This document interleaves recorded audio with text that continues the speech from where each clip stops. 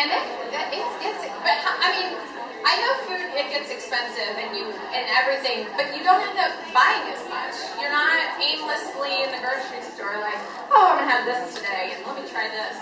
It's a very purposeful trip for us now.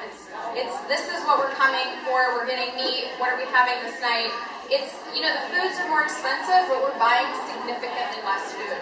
So, and I'm unfortunate, we don't have children yet, so, I don't have to buy all the kids' food, gluten-free foods. It's just Aaron and I. So, I'm fortunate in that sense that I don't have to feed a whole family for gluten, because I can understand that would get kind of hairy. But how many of you guys have children that have celiac disease? Anybody? We got one over there? Nobody? One? Okay, we'll just move on from that then, because I didn't ask the question. But how many of you are really good at advocating for others and educating others? Do you feel that when you try to do that, you're being received and you're being welcomed, or are you finding that people are shooting you down or making comments like, oh, you can have a bite, or this brownie's so good, or if they love you enough to hear? Right. Yeah. Right. Have you had people argue with you that, like, wheat's good for you? Wheat, you're gonna die because you don't eat wheat. Right. Yeah. Actually, grain is killing me, thank you, though. Yeah.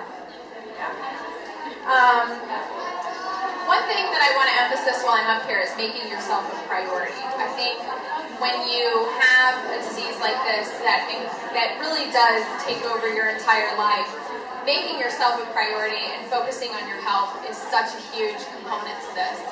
I'm in the fitness industry. Last year I found out I had Hashimoto's. I was gaining weight. I couldn't figure out why I was gaining weight. I wouldn't stop gaining weight. And I felt lethargic all the time. Like I said before, my hair was falling out. And it all came to a head around Christmas last year. I was having serious cramping. I thought I had appendicitis on Christmas Eve.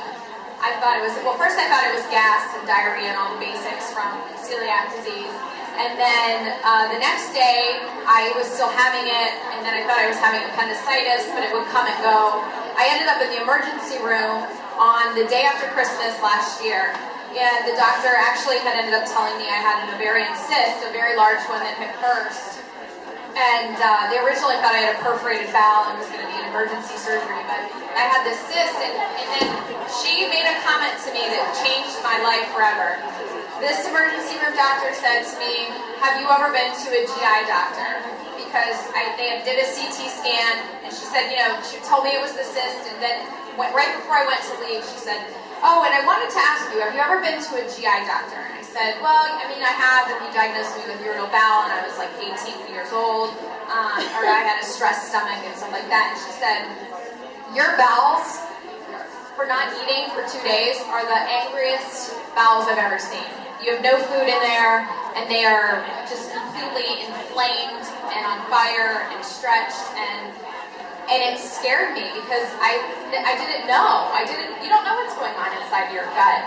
And she changed my entire life. She is the doctor that said to me, you have a fire in your belly, there's something wrong, and you need to go get it checked. And honestly, had my mom not convinced me to go to the emergency room that day, I wouldn't be up here talking about celiac. I'd still be eating, fighting it, trying to figure out what sauce makes me sick. Because bread doesn't make me sick, so I would still be up here. So, finding those connections and those links